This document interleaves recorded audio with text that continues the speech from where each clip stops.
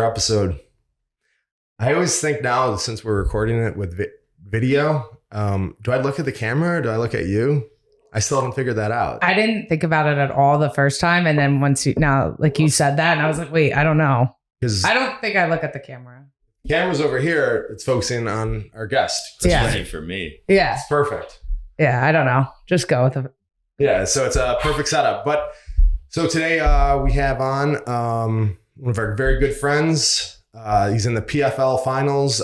Chris Wade. Chris has got a really cool fight journey, cool story. So he's going to share that with us. So welcome to the show, Chris. Thank you both. I appreciate it. I've been wanting to come on here and talk with both of you. So I'm excited for this. Then thanks for coming. I know it can be annoying, especially if you're in camp. Just it's another obligation. I don't know. Me and Kyle are really bad with doing stuff where we're we have to. Not that you have to. We could have said no, we don't care. But it's hard to commit to something. You might be I'll do it someday, and then sometimes they're halfway through the day, you're like, fuck, I don't want to do that. Well, I just saw you were in Florida doing promotions. Midweek I was in Florida. It was the birthday during the week, so I juggled a couple of things. But the weekend was good. It was productive. Yeah, definitely. Did you watch any of the World Championships wrestling? I try to keep my eye on the World Championships, but mostly through social media. I didn't really have time to watch it. I saw Dake won, right? Yeah, the same thing. I only watched it basically through social media. But yeah, Dake won. David Taylor took second, which was a big upset, surprise. Dayton Fix won. Or no, he took second also. Then Burroughs and Gilman are in the finals. Okay. So yeah, good showing. But yeah, it's hard to watch, and it's hard to get excited because it was the Olympics just ended, right? Yeah. I imagine David Taylor, how do you get up for that after you win the Olympics and you go to some kind of an offbeat year Worlds? I could see why he lost. That's exactly what happened. Right. Because he wasn't even close to anyone, and then he's probably just been kind of enjoying life. I would imagine. I'm surprised he made weight and everything. That's a commitment right there. Yeah. But now that they pay him, so it's probably oh fuck, if I go win another title, I think they get, what are they, $100,000 or something? Oh really? Yeah, there's a medal fund. Awesome. I didn't know that. Yeah. Was it like that when you wrestled? No. No. Just missed it. You just got the medal. Yeah. Just the nice. Just got the clout. Solid medal. Don't give up. I think there was some financial thing, but it wasn't much. Not much. Yeah. Well, I never got a medal anyway, but it wasn't much. Yeah. Then UFC fights this weekend. Did you watch any of them? You know what? To tell you the truth, I don't go out of my way, but I make somewhat of an effort to not watch UFC fights based on what's gone on with me. And we're going to get into all that. Yeah, my career with them. But when I feel inclined to watch them, if I want to have people over and I want it to be an event or I'm into the people fighting, if you're fighting, I make sure that, I get it. Gotta be a reason. Right. Yeah, right. There's got to be a reason. I have to really, really be invested and I totally get that. We were busy last night, so it was just one of those things where I couldn't get it on. But I did see the headbutt. Yeah, it wasn't an amazing card, but that was the only talking point was that Kyle Dawkis versus Kevin Holland. Dawkis was definitely fucking him up the whole time. Then they had an accidental headbutt, but then they let it go. They went to a front headlock position. Dars. He went for a Dars choke. Kevin Holland was on his back. He got up, then he gave up his back, and then he got finished with a rear naked choke. So there was 4 or 5 sequences of events that happened after the headbutt. What if, Kevin Holland got him in a triangle and finished him off his back? Would it have still been a no contest? No way. But no, it would have went all the way through then. But Kyle Dawkins, the ref was talking afterwards, and he had Sean Shelby was right next to him, and other refs were all talking. There was 7 people discussing it. I'm well, and then Hardin was in it. I'm he's not even reffing this fight. How is he have a say in it? Shouldn't it be? That's why there's one ref. That's why sometimes it sucks if you get a shitty ref, or some refs kind of let things go further. But that's just the rules and how it is. And they ended the fight, and then all of a sudden then he goes out and is discussing it, and it was almost then Hardin's whispering in the ref's ear and stuff, and I'm wait, what is going on? You can't change people's minds. Sean Shelby too having an influence, because Sean Shelby definitely doesn't want Kevin Holland, who definitely gets paid a lot of money, has a giant following, they don't want him to take like a third loss in a row to someone who like Kyle Dawkis. I know him, but he has 4,000 Instagram followers. Yeah. You know, like, he's like popular because his brother had a win before. right. You know, he has 4,000 Instagram followers. Kevin Holland has like 500,000. And he's like, you know, relatively famous. So you don't want him to lose. He wasn't supposed to lose to him. No. So I bet they won't even run that back. Probably not. Cause it was funny though. Like, I posted something on my story, like that was crazy, like crazy decision. I feel like across the board, most people like agreed that it should be the fight should have been a no contest. I felt like I posted that and most people totally disagreed with me. Well, I don't necessarily agree, but there's definitely a headbutt. But if this is the precedent that they're going to start, then anytime someone gets poked in the eye and then eventually lose a decision, they'll be, well, I was affected by the eye poke. Exactly. Can you set that precedent? I saw what happened, and it was a little weird because they both went in. Right. It was accidental. It was definitely accidental, and I just... The fight went on, though. Like, all right. If they would have stopped it right then. Yeah, because Kevin Holland definitely... If you tap out, I think... How do you go tap out? Back. You can't go back in time. I mean, Kevin Holland, like... He definitely got knocked out, but once he hit the ground, he woke back up. He was fighting, and they went from the middle of the cage, because when they show the replay, they only show the headbutt. Right. They don't show the fact that the fight went on for another, I don't know, like almost a minute. So he went down. They were in the middle of the cage. They went all the way to the cage. He stood up. Then he took his back, got choked, and then they stopped it. So it wasn't like he got knocked out and then on the ground got like ground and pound and they finished the fight. Yeah, it's like in the NFL, like you watch a lot of football, like correct me if I'm wrong, but if they go to challenge something, run the instant replay, and the other team snaps the ball one time before they throw the challenge, it's too late. Yep. So that's how I look at it too. Like sometimes they'll rush, like if it's controversial like play, a lot of times they'll run up to the line just to get a play off so they can't challenge it, right? Exactly. Yeah. And that's the same thing. Like that's for one play. This was a whole sequence of events, probably like 40 seconds of fighting. Yeah. And then go back. I don't know. It wasn't. Well, the other guy got hosed. Let's face it. It was accidental. He was winning. He continued to win. He finished him. And then they were like, no. He wasn't well. Shelby's in the corner. I'm not surprised. Shelby should not have been even anywhere near that. All right. A matchmaker's making the call. For that alone, the guy gets his win bonus to me. Yeah. If the guy goes over there. That's another thing. And he's talking to the judges trying to get involved. To me, it's like give both people their win bonuses right there, because that's shady right there. Yeah. It's so shady right there. Because like the commission and the UFC are totally different. It's a the refs separate entity. They're too involved. They have too much influence. And they're doing it right in front of everyone. So now the guy got half his money and he's supposed to be happy. And like that beating like a famous, well-respected fighter like that, it really would have catapulted him. Yeah. That's like, it's not the same, but like Woodley he's like hanging on, like hoping he gets another fight with Jake Paul. Yeah. Trying to talk so hard. just enough smack to get another fight, and he's not getting another fight. I don't think he so. looks like pathetic. I'm always like, oh my God, stop. You made good money. Use that money to do something else. He wants it run back in the worst way. He's not getting it run back. Why would just like this guy deserves it, and he's not getting it run back. No, right? Because he felt it. He was like, well, this is a good grappler. He's better striking than I thought. Yeah. Why would they run that back?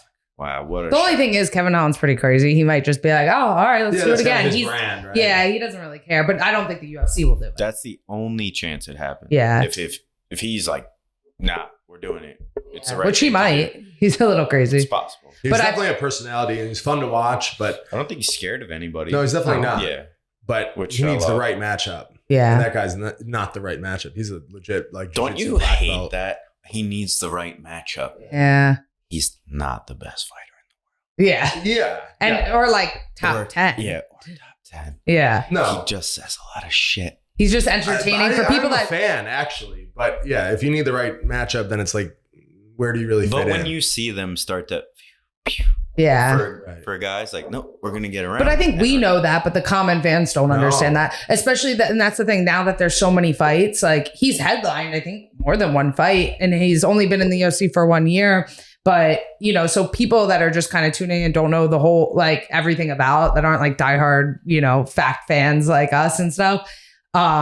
they're just like, oh, that Kevin Holland, like he talks all that crazy stuff. He's so good. Yeah. Just because you know the person, you know what I mean? And listen, anyone in the UFC is really good. He's definitely good. Yeah, but, of course. It was definitely a weird fight. But again, like it just shows like the right matchups, and if the people like you and they get behind you, you could go a long way. And that's actually like a perfect segue into your career. Because if people don't know, Chris started after he was on the regional circuit. You gets to the UFC and you came out of the gates like amazing, like 4-0, 2 finishes, which is amazing. To win 4 fights in a row is crazy in the UFC. Yeah.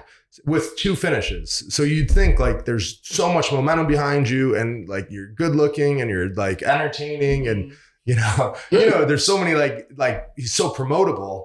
And then all of a sudden, instead of rewarding that 4-0 with like, that's when you'd think you'd get someone who's like a famous good guy who's like established and is coming down. Yeah. And then you get like a good win, build momentum off him, like Diego Sanchez at the time or someone like that. And instead they start throwing the Dagestanis at you. So you had one of them, Islam Makhachev, and then what's the other guy? Rustam Khabilov. Right. Geez. I feel like that's all you fight is. There was like 4 or 5 names that they tried to throw at me. There's only 4 or 5 on the roster. Yeah. So they're Yeah, giving they you threw all the them. roster at me. And Islam Makhachev now, like in hindsight, was like the hardest person they could have possibly had you fight. I mean, he's now like, you know, widely respected as the best lightweight in the UFC. And Chris definitely had the closest fight with him. I mean, it was a scrap. You lost the decision, but it was a scrap. Yeah, It was competitive. And I felt like he wanted the fight to take place in certain positions on purpose. And it was a scrap, but So you lose those 2, then you bounce back. They give you another like tough matchup with someone you already fought, but Frankie Perez. Yep. You had a good win, and then that's where I want to start. Like, so what that's happened? that's where it really goes down. So you're 5-2, a few finishes, and only lost to the Dagestanis. Yeah. So I have a dark UFC career. And like you said, it sucks because I grew up liking the UFC. I got into MMA because obviously The Ultimate Fighter, the show, we were wrestlers. It just made sense. And without them, do I get into it? Probably not. You know, they were promoting it. They got it in front of me. They gave me the idea. I was a fighter, yes, but there was an avenue because of them. So I always had an allegiance to them. I wanted to be the UFC champion. I wanted, to spend my career there initially. And I had really set goals, Ring of Combat, the regional circuit in Jersey, because it was illegal in New York. So I wanted to be as close to home as I could. Won the title there. I was undefeated there. Went to the UFC. And then, like you said, I get off to this start. I slept the first dude in like a minute with a nice slick choke. And Dana seemed to be behind me, met me in like the, when you walk that tunnel. The tunnel. Yeah, that's how you start a fight, tweeting about me. And then they gave like the $50K bonus to somebody else. I forget who it was. It was like a bulldog choke that night. It was Dillashaw Soto because the other guy missed. Right. Weight. He pulled out like Yeah, the day of, right? Yeah. So then I feel like this is where it turned. A lot of people don't realize it's probably where it turned. So they put me on the McGregor card, my next fight. And they put me up against, they wanted me to fight Gilbert Burns. And then we had an issue with that because of the fact that we had just gotten so close to Henry, right, to that camp. LaFleur had become really good friends with them. He just felt like, and rightfully so. And you were training there too sometimes. Yeah, right? I was down there doing camps, and he was like, you guys are so new to this, both of you right now. What's the point of this? Yeah, unless it's like a title shot, like there's so many other people for you to fight. Why would you fight basically a sparring partner, training partner, when it's like you're so early on in your career? Yeah, so I was buying a house at that time, and we kind of just said that it was bad timing. They tried to do it like a week after I gotten home from the first fight, and we wound up on the January card with Connor and Dennis Seaver. Okay, yeah. Is it in Boston? Yeah, in Boston. And this is where I think it turned. They put me up against Zhang Lepang, some guy from China. Oh, yeah. Jacked up dude from China. And wound up being just like a lot of grappling and a lot of low blows, just like a slow, stale fight. I remember running into Dana in the back. I beat him like 30-26 unanimous, I think. It wasn't even like really close. Just wasn't anything crazy. And the first time he met me in the tunnel, and this time I tried to say hello to him. He blew me off. And I was like, after your fight? Yeah. Damn. And you're still like, it's only your second fight. And it was me and Dennis. And he likes Dennis, I think, because Dennis always sold out. Well, and he was on the Ultimate Fighter. Yeah. I think he always likes, especially the early seasons. It was me, him, and Mickey Rourke from Iron Man. The guy from... Wait, like an actor? Yeah, an actor. Yeah. I don't know. And we were all like in a huddle. I tried to say hello. And like I could tell like he did not want to talk to me that night. But I didn't think anything of it. You know, like a win's a win. Like shit happens. It's not always your best performance. And then after that started to get weird. Then I was 2-0 and both fights were dominant. I was having trouble getting my third fight booked and like having conversation with them. And we wound up getting a short notice fight against Christos Yagos in New Orleans on like a fight night card. It was a little weird to me, but I was early in my career there. So I just took it, like yes-manning them, of course. Beat him, I think, 30-27 too. Well, you can't finish everyone. Yeah. I mean, yeah. Especially you're fighting out like... You say that like 30-20. Like there's something wrong with it. I'm like the winning queen, the UFC so... fight is like one of the hardest things you can do. There's and at nothing wrong with 155, it's like the hardest one division. of the deepest divisions. Yeah, that's what I'm kind of... I say it with a grain of salt always. I'm like, I won every round. But you don't need to. You don't need to. Yeah. Obviously. I'm not like number 2 in a row. I'm like, I've only won by decisions in the UFC. Right. So I'm like, whatever. That's that was 3-0. And this is where it really, really started. So I was happy about that one because it was like 2.5 weeks notice. Then did they negotiate your contract after that, or did they make you fight out? This is where it started. So I had the one left, right? And this is where when you're 3-0, you usually get that contract renegotiated. So I tried. And you're like, I'm 3-0 with a finish. I'm good. 3-0, first round finish, short notice win. And I won 30-26 on a 3-rounder. So I'm going to get some money, a little bump. Let's go. So I call my manager at the time, Dave, and we're discussing it. He's like, I'll talk to Joe and I'll call you back. He calls me back and he's like, I was like, hey, what's up? And he's like, I just got off the phone with Joe and it did not go well. And I was really? And I was shocked. Like you weren't even thinking that was a possibility. You don't think you're going to get $1 million. But you're thinking like, I thought I was going to get like a little standard bump, pat on the back, keep it going, or maybe a little more. Try to get some finishes this next contract. You know, we was really 1 wanted to for work 3. for you. It was like, not bad. I'm 33% here on my first round finishes. Like, and so he's like, yeah, he ripped you apart. Damn. How? I was just like in the car. I remember being in the car and I'm 3-0. And Wade's a little like sensitive. Not sensitive, but he doesn't like to hear something like that. No. I mean, I don't think anyone does. No, especially when it's like takes that. It personal. Yeah. Yeah, I definitely did. And if I had some split decisions or something, I would be more ready for it. I just wasn't ready for that. Yeah. And he's like, basically told me you're lucky to get the basic increase here at this point. So I was like, wow, okay. And he's like, yeah, it's take this, whatever they give you, or, go screw yourself kind of deal. Yeah. So I took it, and then they booked me right away with like a dude from he never fights. I hate the guy. I fucking fight him in the road if I even make eye contact with him. We talked a lot of shit to each other on social media, but we never fought. He is, geez, he fights out in Thailand, but he's like, he's not Dagestani. He's like one of those other bloc countries. Uh-huh. But he's fucking tough. Yeah. But he's a cheating bastard. Well, I have the rumor that they all train at that Tiger Muay Thai. Yeah. This is like the rumor that I've heard is that, because, I don't, at this time, were they doing USADA? They had just started. So in USADA, like, you have to put your whereabouts. I've heard the rumor that because I'm like, why will all these fighters, like all these like Russian fighters train in Muay Thai or in Thailand at this Tiger Muay Thai?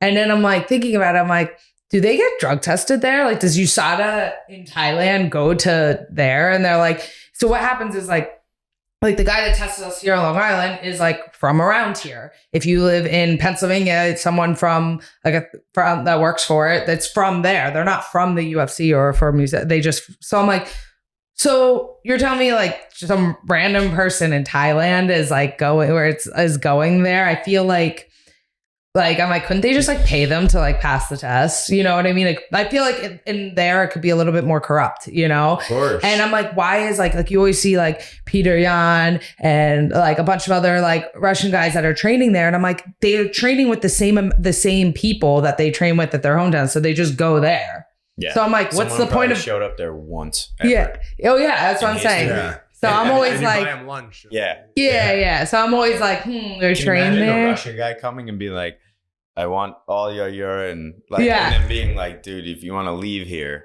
Yeah. just leave. It's like $1 for like, like in Thailand, it's like $1 for like For a the day. 3-hour massage. Someone's coming there. I'll be like, hey, I'll give you $5 if you like, just take a walk. just don't look at my pee or pee in the cup for me. I remembered his name now. It's Marbek Tysonov. I don't know where he's from. Oh yeah, I remember him. But I remember his name now. Tough dude for sure, but did not get along with this guy at all. So he didn't get his visa to get in. They put me on the Boston card again. But now they were starting to stretch my fights out, like the length of my fights. I wanted to keep fighting. It was like, now the gap was like, went from like they were calling me after a couple weeks. And this is your first fight on the new contract. Yeah. Okay. Yeah, this is fight 4 I'm going on. So I take the fight with this dude, even though I'm like 3-0 and I'm wondering, like, I'm an American kid and I just don't get it. But hey, okay, let's go.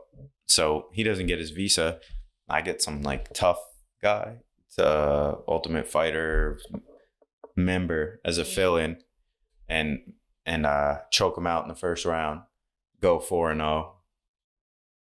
And this is when I knew that something was really wrong. They gave me a That like 15. lead up is just crazy. Like I just got a first round finish, my 4th win, and I knew something was wrong. Fourth win in a Like row. what? Yeah, like in my head, I'm going to the top of the lightweight division. You'd think you'd be breaking the rankings after that. Yeah. Yeah, 4-0, especially like I said, like I'm not trying to be a dick, but like American kid, I could talk, I can play whatever part they want me to play. There's no barrier of any kind. So then they tell me that they want me to fight in the Netherlands, top 15. This guy Magomedov. I'm like, okay, top anything, like let's do it. I'm down. I'll go overseas.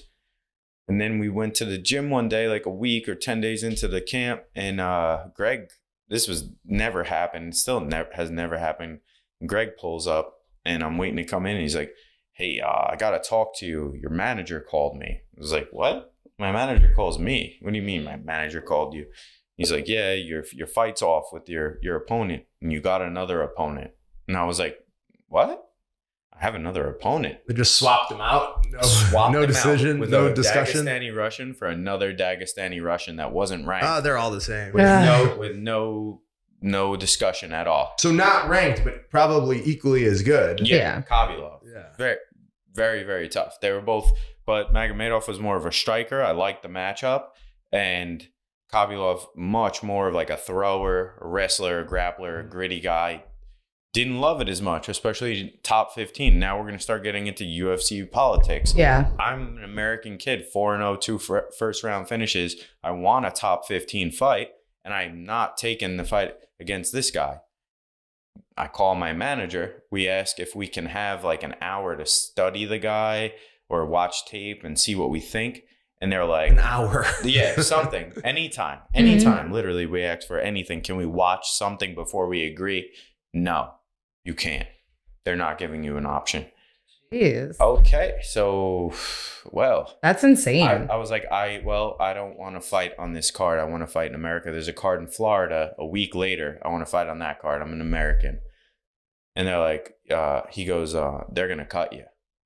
And I was like, God. What? Who said the manager said that? My manager. They're going to cut you. Then I started getting like a little frustrated at him. Like, Yeah. bro, what are you letting them say to you? Yeah, you're like, what am I paying you for? Step up, bro. Yeah.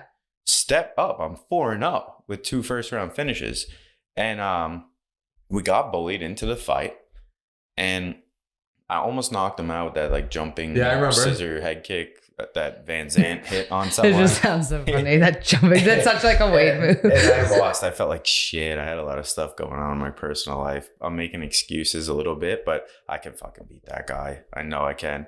So now I go 4-1, and now the sky. But still, 4-1 is. That's still really good. No. Now the sky is falling. Okay. You suck. You're terrible. I am on the fucking outs. Well, if you suck 4-0, you're awful at 4-1. Right. Now I'm on the ropes. So, like 2 months passes, and I'm like, again, going through some stuff in my life. So I want to get out of it by fighting. I want to just focus on fighting. So I'm asking my manager for another fight. He calls me. So we had Marbek, who was like Chechnyan. Then we had Magomedov. Then we had Kabilov. And this isn't in like the Russian league. This is UFC. Yeah. This is not UFC. What's the Russian league? Doesn't happen one to people. Then we had Kabilov. So he calls me after I'm asking for a fight. And he's like, I'm doing a wrestling camp with kids. I'm signing people up. He's like, you're not going to believe this. And I was like, what? He's like, we've got a fight offer. And it's another Dagestani Russian. And I was like, no, it's not. Stop. He's like, I swear to God it is. And I say, who? And then he tells me it's Islam Makhachev. So I go online. Islam's suspended for EPO. So I'm like, Awesome. I see here when you performance enhance that you're supposed to get suspended for 2 years. He's been out for like 8 months. What's up? So Islam got an exemption that says that as a young child, he had a heart issue and he really, really needed the EPO. Oh my God. I never knew this. No, this is real. This is insane. This is a real story. So I say, can I take it too? all due respect, he didn't finish out his sentence. I don't fight cheaters. And I'm not going to fight him. I'll fight somebody else. So I'm 4-1, right? Thinking I got some sort of protection leverage. This guy failed for he popped for sauce. So he calls me back and he's like, if you don't take the fight, they're going to cut you right now. So that's their now negotiating. And it sucks. What are you going to say? You're like, fuck. I'm doing Okay. a kid wrestling camp and I'm fucking all stressed out. People are looking at me like, Coach, Johnny's knee hurts him. And You're like, I don't getting care. cut from the UFC, winning, confused, what's going on, trying to call people, trying to like get advice, can't get advice. I wind up getting bullied into the fight. And I fought as hard as I could fight. I'm not scared. It was a scrap. It was a scrap. It was a close fight. There was some good grappling exchanges. I'm proud to have competed against him. I think that's what, at the end of the day, a lot of this is about for us, is having those like legacy type fights where you could say, hey, I was in there with that person. Yeah. So that's the one fight of all the BS they were putting me through that I actually wound up being like, okay, because I know where I stack up against a lot of other people in the world now because of my experience with that man. Right. And I appreciate that. And they didn't mean for any good to come out of it for me, obviously, but I was able to find positive in it despite the loss. And that's where basically everything was done at that point. He cut me at that point, Joe. And because that was back in the day when they used to, it was almost like a 2 in a row, and then if you lose 2 in a row, you're really on the chopping block. Yeah, but Now I you don't used think to it's so get much like 3. that. You used to be. It was like you kind of knew 3 strikes you're out. So again, when I saw that they weren't giving me another fight, now they didn't cut me though. There was a huge cut, and they didn't cut me. Right. They were just holding my contract, like strangling me. So it was way worse. Which is worse. Mhm. Yeah, they just kept strangling me, and I kept asking, like, "What's the deal?" And then like a year want had to fight. passed, right? And I obviously, like, you're in the UFC. You don't want to go nuts to like. Now I'm rip paranoid. yourself- I'm like, wait, is that what's happening to me? I'm like, they're not giving me a fight, and I'm up for a new contract, and they're like, we'll wait for your fight. I'm like, okay. So now I'm like getting nervous. You're making me like paranoid that that's what's happening to Well, me. this is Joe Silva's gone. Yeah, he was well, the yeah. title. Well, it's still the UFC. I'm sure they all No, operate. it's not as bad at all. He was cutthroat. I think So he then- was worse, right? I don't know He's anything about the him. biggest piece of shit ever. That's pretty standard description. Yeah. Yeah, I'm not. I never I'm had not him. the only one. Please. So before I committed to the Islam fight, when he told me they're gonna cut me if I didn't take it, I tried to get on the phone with him. My manager said, "Chris, I know you. I know your personality. If you have a phone conversation with this guy, I know it's gonna end with you getting fired." And I was like, and I took his advice, and I didn't, do it. So after that, wound up.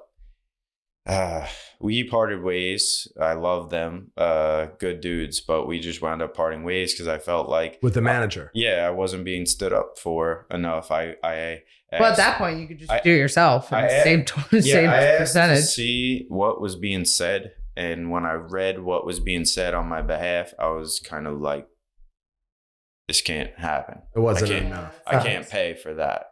And so that's when Ali and I wound up coming together because of my respect for the Dagestani fighters. And he saw me, put it out there. He managed Islam and whatnot. And that's when he and I started to speak. And Like, these guys are getting what they want. How are you doing that for them? And then- If the only negotiating is either take this or you're fired, you don't need a manager for that because there is no negotiating. yeah. Yes. It's be like, I could make that decision. And That's like my past manager when I was up for like my last contract. They were like, however much it was. And meanwhile, it's like my fourth UFC contract, and they're like, oh, it's just this. I'm like, can we ask for a little bit more? They're like, oh, well, for girls in your division with this many fights, it's just standard. And I was like, standard. so if it's a standard pay for a certain amount of fights for me, I'm like, I'm not trying to be like an asshole. I said this to my manager. I'm like, but what's the point of having you? The whole point of the Then we got manager. him to do a reduction of his pay. Yeah. Yeah. I told my manager, I was like, listen, I'm like, you didn't negotiate anything. The whole point is you to get more. But I'm like, if that's a set number, you're just texting them, telling them, hey, send over the contract. I'm like, it's not You're your just fault. a secretary. Yeah. I was like, it's not worth Because it. if the manager can't bring you 11% more than you would get on your own, then you shouldn't They're pay not him doing their job. because you have to pay the manager 10%. You could give yourself a 10% raise by firing your manager. Yeah. And that's what I It used did to be a for. 20% raise. Well, Yeah. that's They were even getting insane. No manager could give you 20% of what the organization would give you. I Yeah. don't think. No. 20% is so In much. one year, I saved over like 60 grand by not having a manager. Yeah, that was and not incredible. because for me, I just say yes to every fight. They don't give me options. They don't give Yeah. me names. So I'm just like, yeah.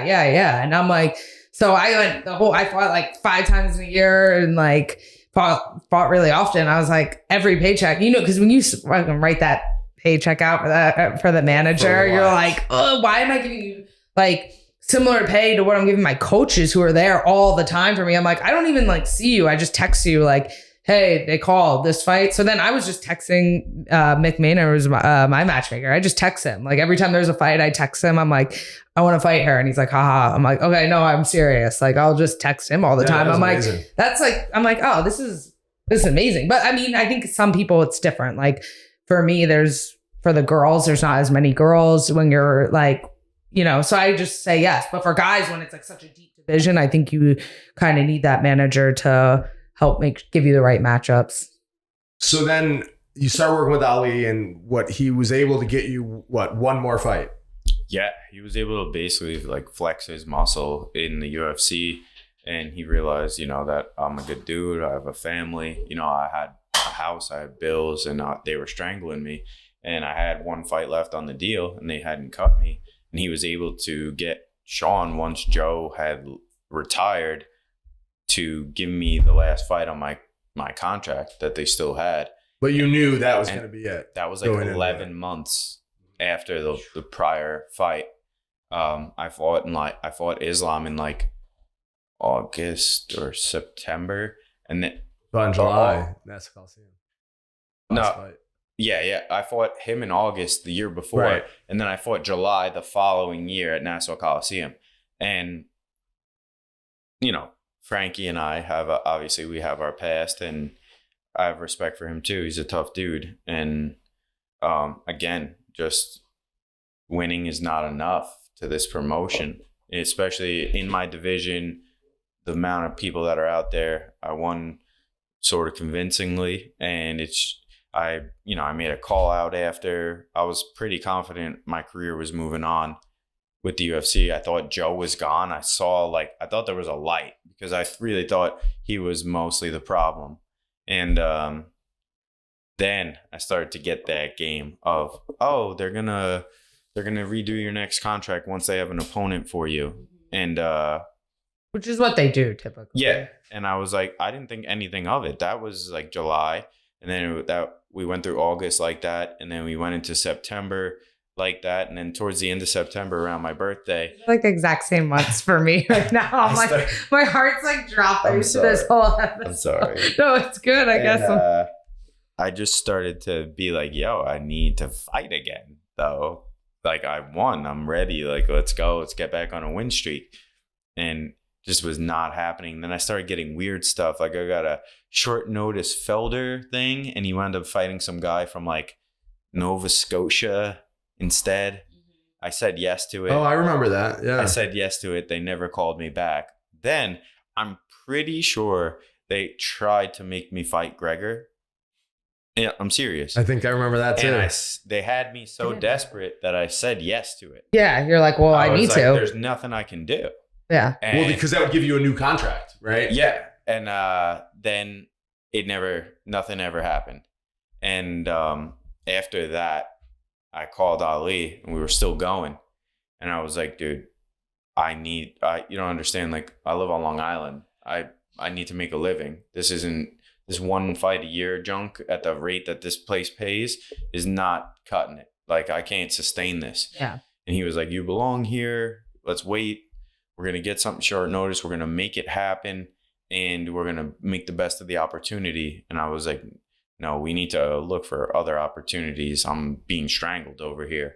But at this time, like right here, this was PFL never took, there was no PFL at this time. It was like rumblings, like there might be a league that's going to have $1 million of it. It was like a pipe dream. Like, no one's paying $1 million. Yeah. There was no real, I was like, maybe Bellator. Bellator was the only thing. When I said to him, we need to look around, it was like, I was kind of looking at like different one in Asia. Bellator. One in Bellator. And that was pretty much it.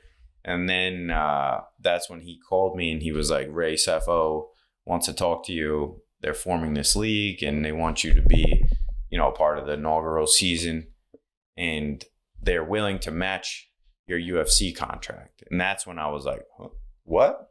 Yeah, that's kind of like where, like we went through a lot of detail with the UFC fights. That's kind of exactly where I wanted to like really like talk to you about, because there had to be a time once the UFC was, that dream was over, then there really isn't another league. It's just like kind of rumblings about it. Because usually when someone's UFC career is over, I mean, their fighting career is kind of over. Unless you're like a super, super famous person, you go to Bellator for some like junk fights that you just get paychecks. Well, I think you just hope that at that time, now there's so many different things, but at that time, I think you just hope, to get to Bellator, you're like, if I can get just the same as what I'm getting paid or a little bit less, because then I'll get a boost in sponsorship. So you're like, but maybe the competition's a little bit less depending on, that's give or take.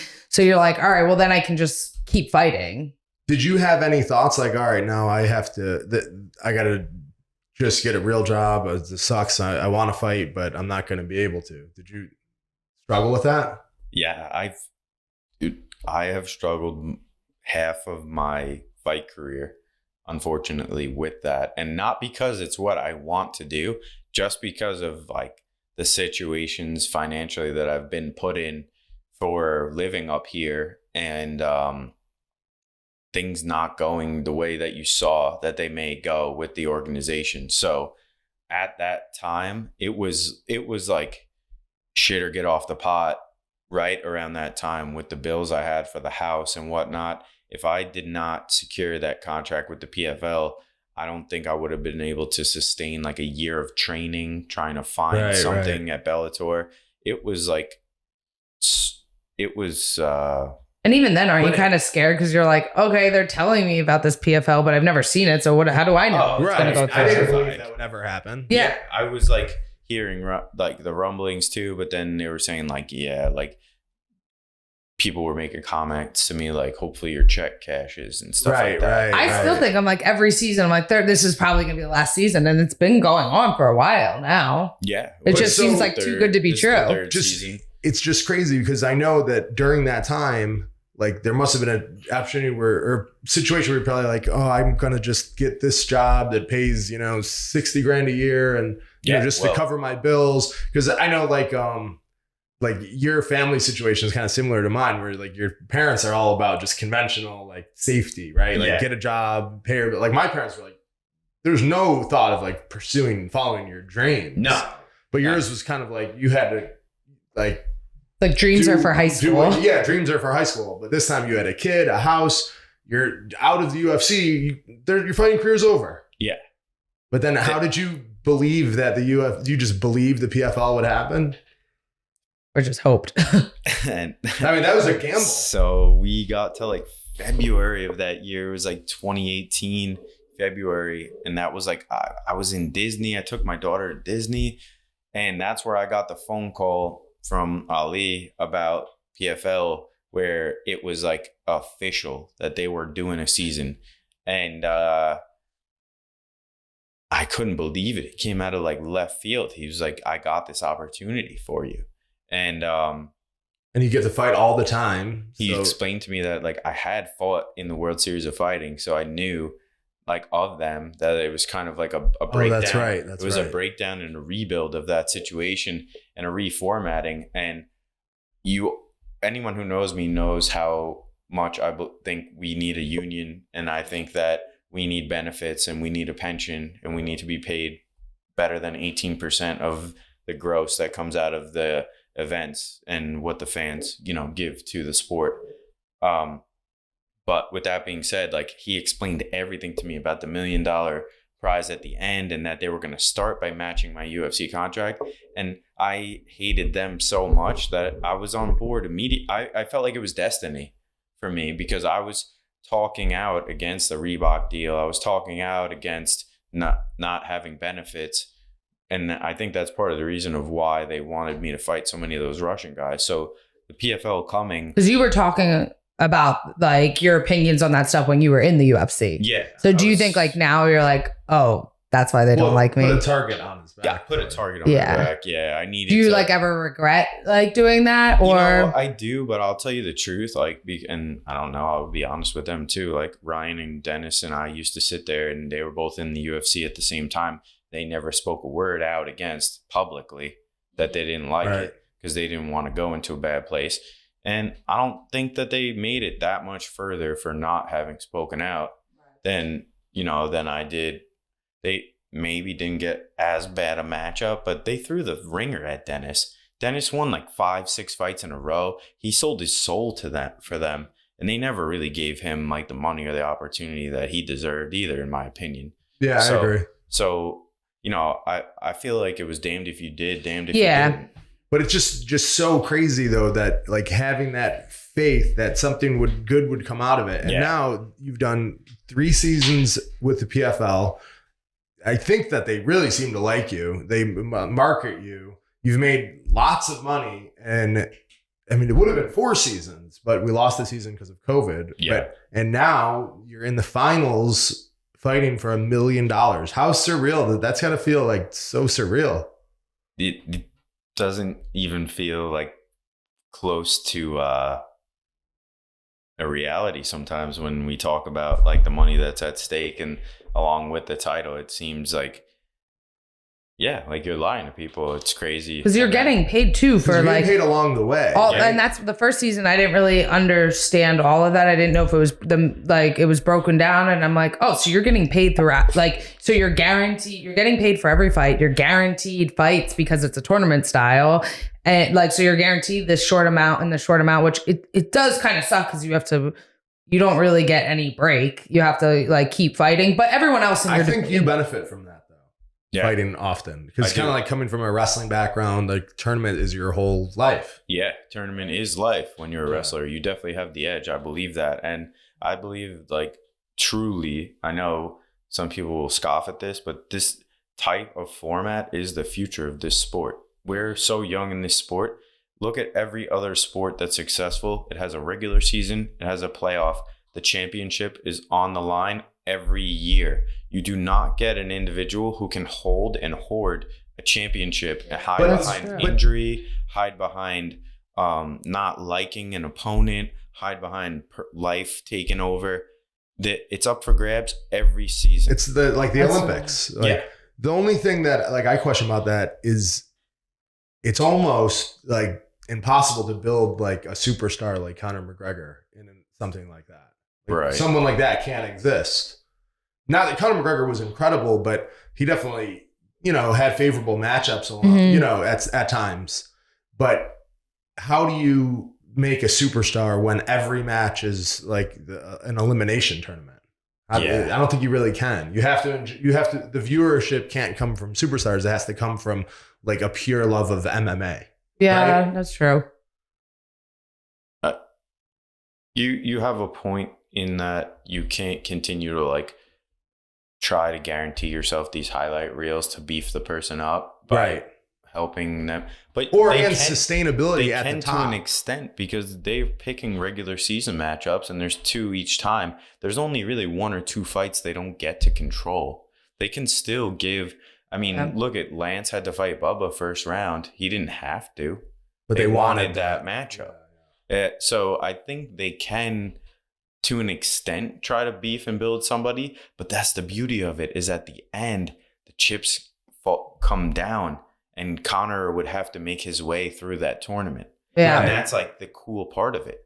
And for a fighter, that's, when you're fighting, it definitely is. But I wonder like if that is sustainable. I totally get it. But I think that sometimes you need the superstars, right? With a little bit of a padded record, because there's so much parity in fighting. People don't get it. People are impossible. What's the gap between this and that? Matchups. And it's like the gap is just fucking seat of your pants every fight. and matchups too. You might destroy someone who like loses to someone who beats. You know what I mean? Like. I call that rock, paper, scissors. Right, exactly. Like that's how I equate it. Is A can beat B, B can beat C, and C can beat A, and like style matchups are so interesting. Like your last fight against Bubba Jenkins. I mean, you could argue that Bubba Jenkins is. I mean, I think he's like. I was thinking about it today because I want to talk about this. I think he's probably in terms of like credentials, in terms of pure wrestling, he's probably like in the top like 7. Of all of MMA wrestling credentials. This is a NCAA champion, multiple-time finalist, 4-time All-American, and junior world champion. Like that is like the highest level of wrestling as you could have. And then like we always talk about. How many time All-American? 4. Oh, I didn't even know that. Yeah. I just know he won once and then just left it at that. That's good. He lost in the finals to Brett Metcalf another time. Shit. Yeah. But it's like what we always talk about, like that the style matchup. Like the whole time I knew that was a good matchup for Wade because he's just a wrestler. Yeah. Like if you don't have like grappling, like the takedown was the worst thing Bubba could have done to you. Now he's on the ground with you. Because then it turned it into like he's not gonna hold you down. Yeah. And you beat him with. I mean, he would have had a better chance to just turn into a kickboxing fight. He might land something. But the second it went could on always the ground, land something. It was like he looked like he never grappled before. Yeah, it was. You called that before the season. You were like, "Wow, they signed Bubba Jenkins. I hope you fight him. I think you beat the shit out of him." And I was like, "Wow, I appreciate that. I know that you've cornered me for multiple fights and that you're basically my wrestling coach at this point. Obviously we're friends but I have a lot of respect for your prowess and your eye for wrestling. So hearing you say right away, like before the season started, that like, oh, I hope you fight him because you'll fuck him up. Yeah. What like it gave And Kyle me, doesn't sugarcoat anything. Yeah, if he says it, you're like, oh, okay. When he says it, you're like, because I'm very much like that. Even though, like you said before, like I don't like to hear, like someone berate me, but I also am not one that needs like adulation or anything like that. So when he's telling it to me and he doesn't sugarcoat anything, I take it as kind of fact. Yeah. Like he has an eye for this, and if he says that, then damn, I got myself a good chance to do what I want to this guy. Because like when Bubba fought Lance, it was like two pure wrestlers. Yeah. If it's just pure wrestlers, then the better wrestler is going to win. But if you're a pretty good wrestler and the other guy's like a world-class wrestler, but you're a brown belt in jiu-jitsu, it's not even close. Yeah. And I've always said that. And people, the wrestling purists never really get that. No, they don't get, they'll still take, like if you pulled a guy out, right, that we just talked about, if you're like, what happens if you have to go in a submission grappling match up against Dake, right? Right, Like, right. That's Strangling him. That's interesting, but I'm going to strangle him. Yeah, Right. Exactly. And But in a wrestling match, it's not close. It's not competitive. no. But No, grappling get is flown all around. But to me, that's like so obvious. But for A lot of wrestling, people don't. like people don't think that. No, It's they crazy. see it as the same thing. Yeah. They don't see all the wrinkles to it. His match with Bubba was like the best example of that. Because like, and he's not just a jiu-jitsu guy. But I think of you as a grappler. Yeah, Like you're but dangerous everywhere. when you might choke someone when they're like in on your leg, but you could also take people down too. But yeah, you're a legit grappler.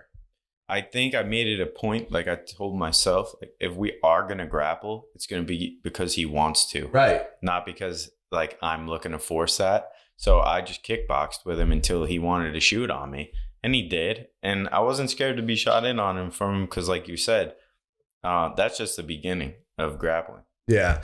But yeah, that's it's amazing everything that's happened to you and the fact that you've made lots of money and a potential to make $1 million in one shot. Like it is just a true testament of like believing in yourself and staying focused and you know, overcoming like a lot of fucking adversity. And now you're in like an unbelievable situation. We're really happy for you. I'm super happy. Thank you.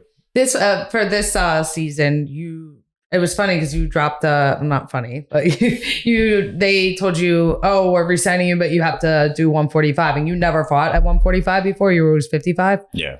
Were you like, obviously you have to say yes, but were you like, fuck, how am I going to do this? Because I feel like I remember at the time we were both at the gym training at the same time, and that's when it happened. And then I think, not that you were worried, but you're like, oh man, I got to like cut this weight. I've never done it before. And then from the outside, I feel like you kind of... It seems like that was the best thing that could have I happened. feel like you make weight not easy, but it's not an issue for you, right?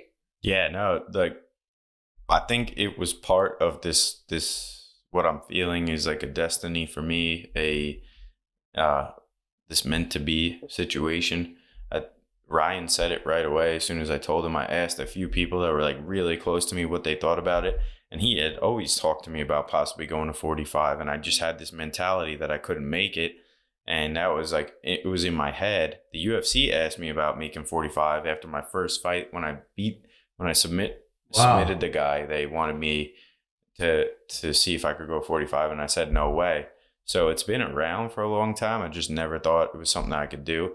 And I told Ray, president of PFL, they had signed Pettis. That put me on like the chopping block basically at 55, even though I was third twice.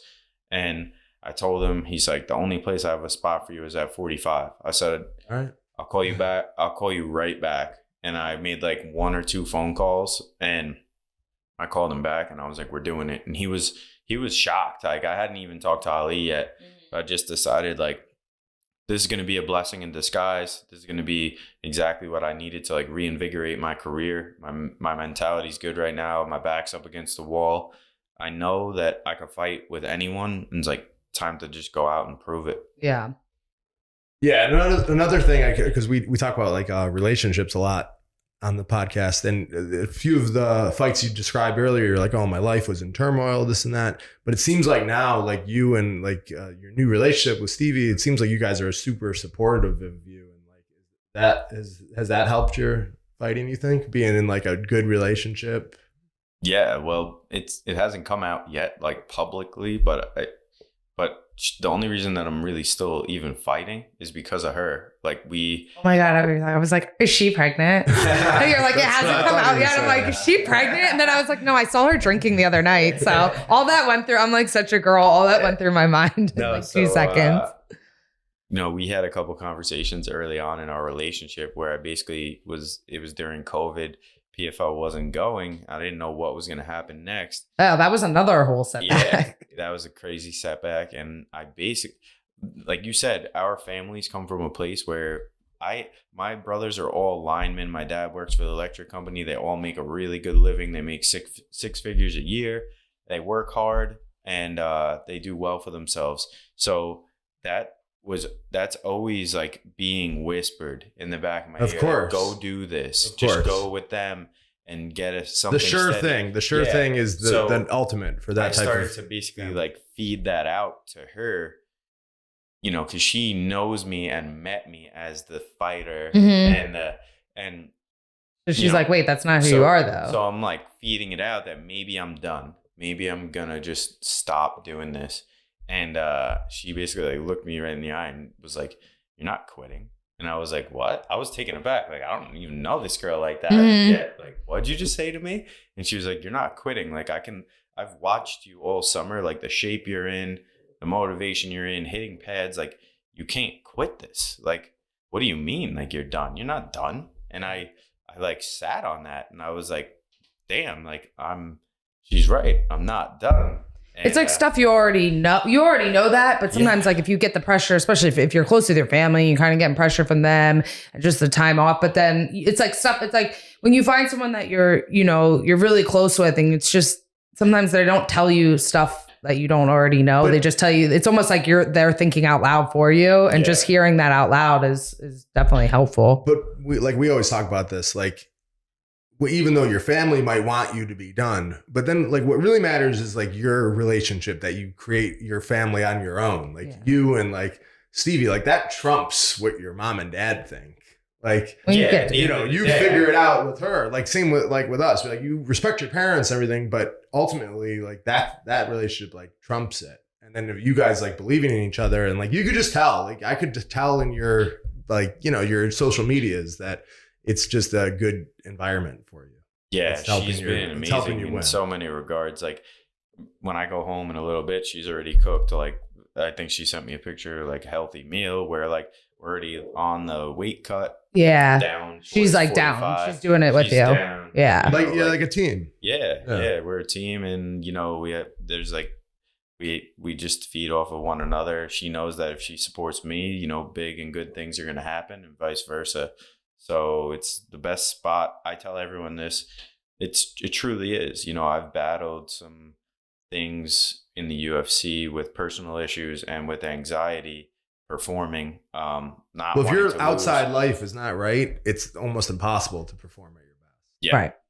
And I admitted that I wasn't right in the second half of my career, kind of with them, and I'm just so thankful that the ship is righted. I'm mentally stronger than I have been ever. Even when I was in there early on, I was a wrestler trying to figure myself out, an athletic wrestler. Now I'm at least like figuring out I can fight people. I think so. Your best fights are when you stand up against that Aliev. Yeah. The fight that you lost to Schultz. That was my favorite fight ever for you. I feel like you always talk about that. Yeah, you love that's like your favorite fight ever. Right? I'm like, he didn't lose. I don't even think of that as a loss. Yeah, that was messed up. Yeah.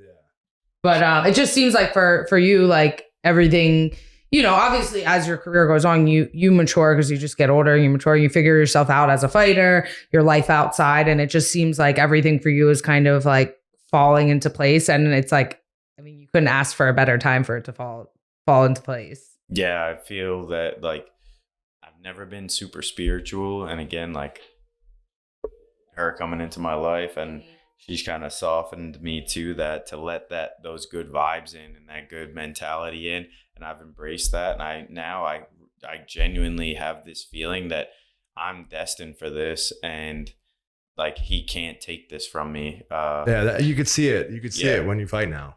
And like even the next fight, like you both haven't seen, like I've been sparring and whatnot. I'm ready to do, like you said, when I stand up, like those are the fights you like the best. Like I like crazy Chris Wade, where you're like flying, like most people when they go like shit. When most people when they like start talking shit or going kind of a little crazy, you're like, oh, okay, calm down. But I feel like when you do that, it's like, I'm like, yes, like you do amazing. Like you're just like kicking all over the place, talking shit. I remember the first time I saw you like talking shit, I didn't know you like that well. And I was like, oh my God. I remember saying to Kyle, I was like, I didn't know he was like that. He goes, oh yeah, of course he is. He's crazy. I was like, oh my God. But I think that's like when you fight the best. And it's also like entertaining. Yeah, that's what I'm ready to bring for the finals. Like, I don't think that I'm in a box at all. Like you said, you know how Bubba's going to fight when he comes out and fights. I can come out and just fight totally different than I've fought before, and he can't account for that. And that's what I plan to do, is to bring him something that he doesn't see, that he can't account for, and you know, he's not taking it from me. He's just not. Yeah, that's awesome.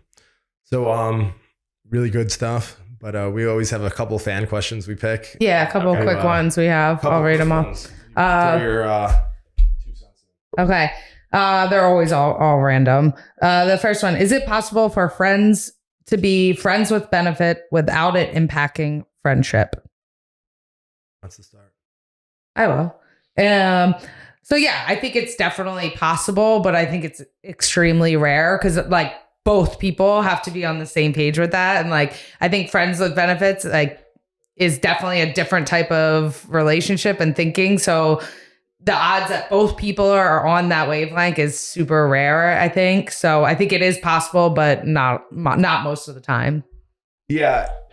I think once you add the benefits, that changes it in and of itself. Mm-hmm. And then it's basically, how long could you go without somebody like catching feelings? Yeah. Right? I think usually when one person starts dating someone else, that's when it gets like everyone could be all cool. And then one person starts dating someone else and the other person's like, wait, no, that's not cool. It definitely changes the friendship, but I think that that's a great way to start a relationship. Yeah. Because then you are like comfortable with each other, and risk. It's not like, it's not like, oh, we went out on this first formal date and this and that. Then it's like awkward. So awkward. You could just feel it out.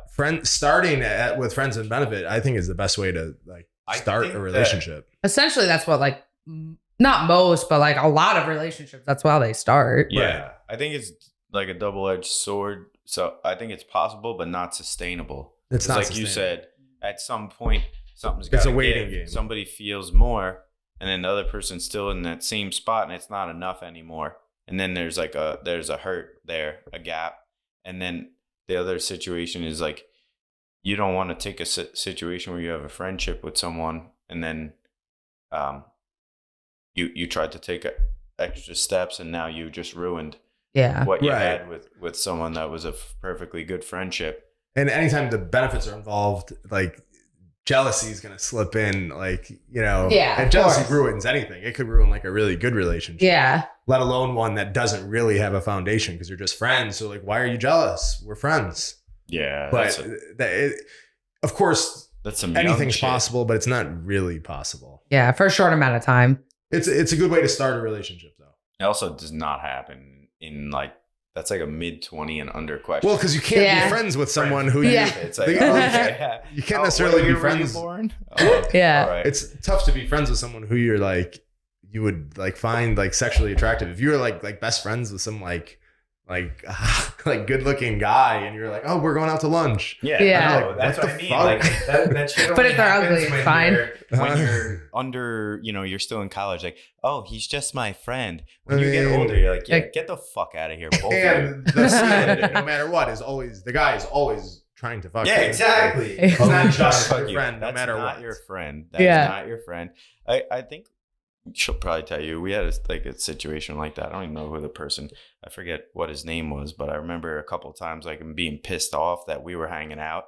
And then she told me, and I was like, oh my God. I was like, just so you know. He's only saying that. And he has a girlfriend too. I was like, I don't want to see him again, first of all. But if I do see him, we're going to have words. Yeah. This is how it's going to go. I forget what exactly the You situation just scissor was. kick him. It was one of those situations where it was like, clearly, that's not a buddy. Well, You know?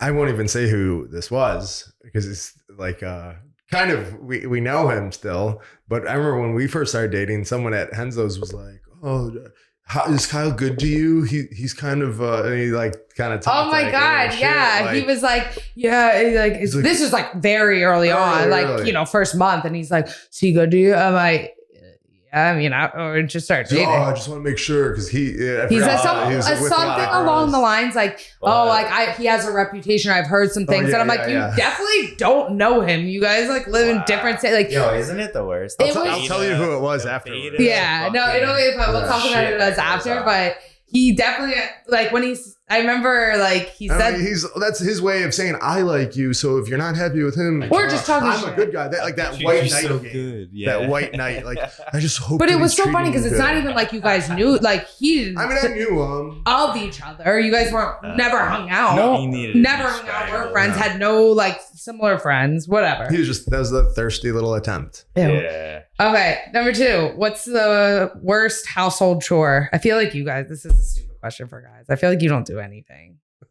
What do you mean? The worst what? Household chore. What do you mean I don't do anything? Well, maybe I'm like putting you in the She's same category. I'm projecting. Yeah. You guys Yeah. about to What's fight. your least favorite household I'll tell chore? you exactly what it is. It's when I don't really do many household chores, but the comforter when Oh you my- wash the duvet, Having to put it back and on. we have to put it back on. Yeah. Like I was I'm gonna not good at like doing things that's really difficult. No, that's my least favorite thing is like washing, not like the bed sheets, but I was going to say that. And I like always wait for you. I'm like, I do everything like, but you have to help me with this. Like that's my like non-negotiables. Cause if you have 2 people do it, it's a little bit easier. One person, I'm like, dude, I'm not. like the boat Yeah. outside stuff. Yeah. We always run out of Anything gas. Out of the doors. We always run out of gas on And the boat. garage. Do you? Yeah. Just run No, out? one time. I'm petrified of that. Yeah, we ran out. I make sure it always says like half. If it gets the quarter, I start. Oh man, mine's that Yo, below they down bounce right all now. the time. Yeah, 'cause It's exactly. in the water. I don't trust. it. Yeah, it's not like The only time I ever accurate. ran out of glass, I was with Jake Shields. Really? It was the first time. I was like, "Oh, come on! I just got a new boat, man. It's Yeah. gonna be They came out from the great." city and they came on. We Did you packed get the whole Sea-toed? cooler. No, my friend Cliff brought me. You got some. Cito? No, my friend Oh, Cliff. Oh, I have thank Cito God. now, but Yeah. Yeah. Cliff bought us 5. Oh, thank God.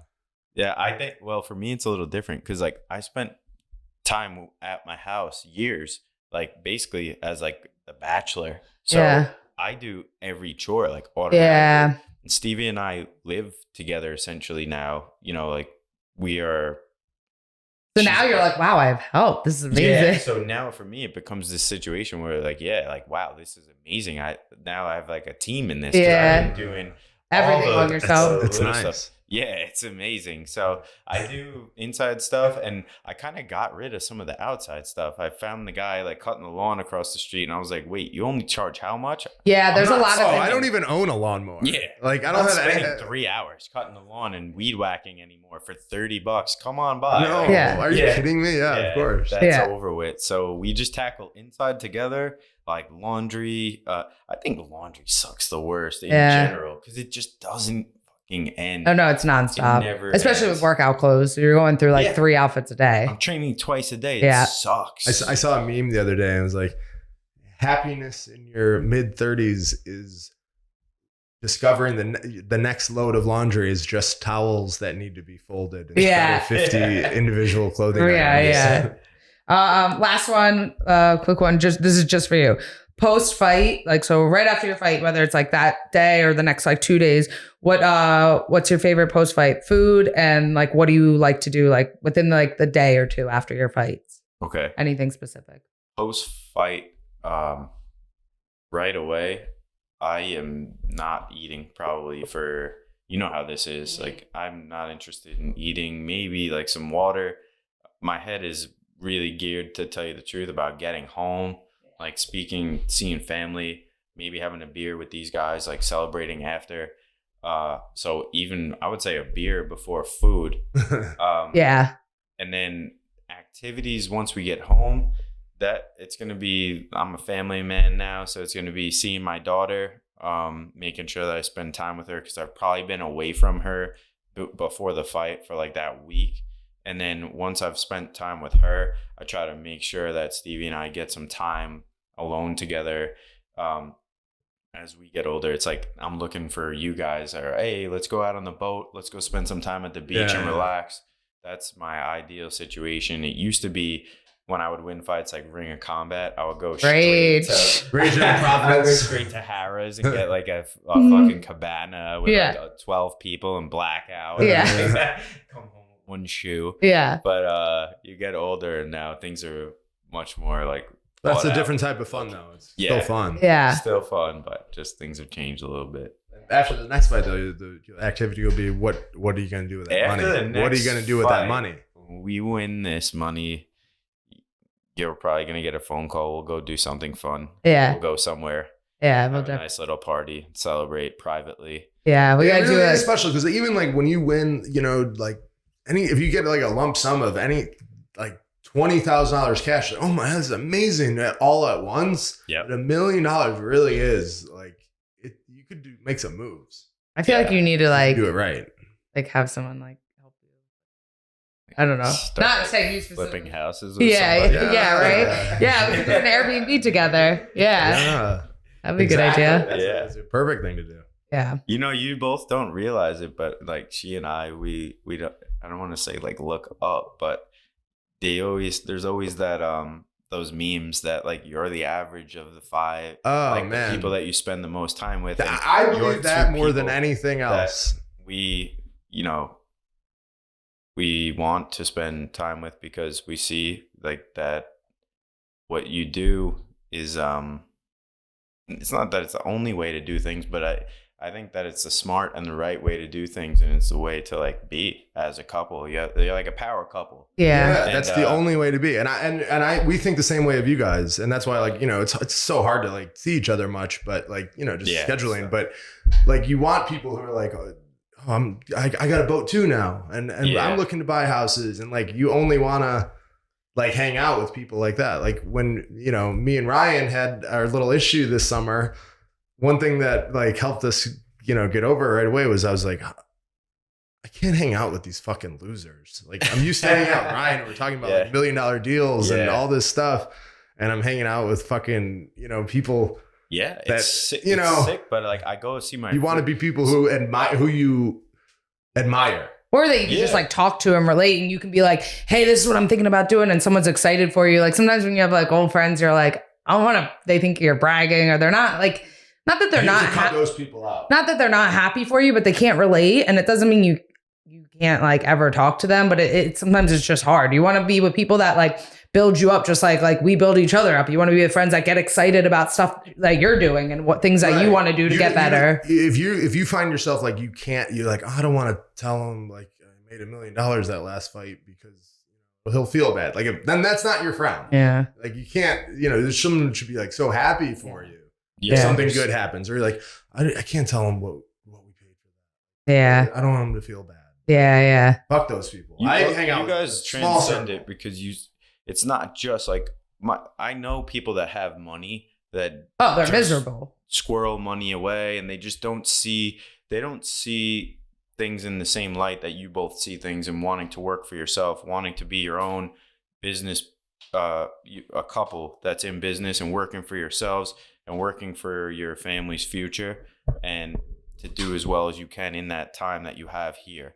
And some people, like you said, like I love them dearly. I love to see them and I love to stay in touch with them, but they need to be at arm's length because they're not the two of you. That's not who you're spending most of your time with. You ascend levels from hard work, and you can't feel bad about the fact that people are still downstairs. Yes, 100%. It's not I your struggle job with that. to carry them up there with you. You do feel bad. Your conscience is. I like hide everything. I don't tell anyone what I'm doing and stuff because I'm like, I don't want to brag. I don't want to feel. I feel bad. I don't want to hurt their feelings. And it's like that's not fair. It's not fair to you, know. And you can't be scared to look around when you get to that next level and ask yourself, who's still here, and like who can I learn from up here?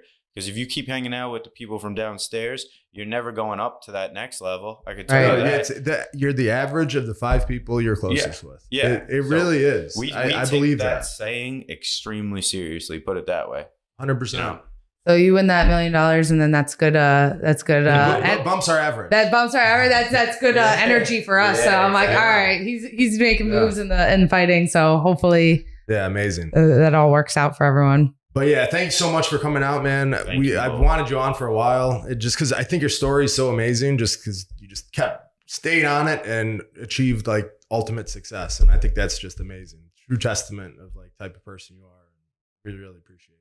I appreciate that. I just want to say, like, you know, obviously, and aside from this, we love both of you and spending time with you guys, and we really do look up to you, and we love that you're doing this and that you're pursuing the things that you want to. I see how you've both worked extra hard at doing things beyond just your job to create the life that you want, and I think that's really, really cool. Yeah, that's important.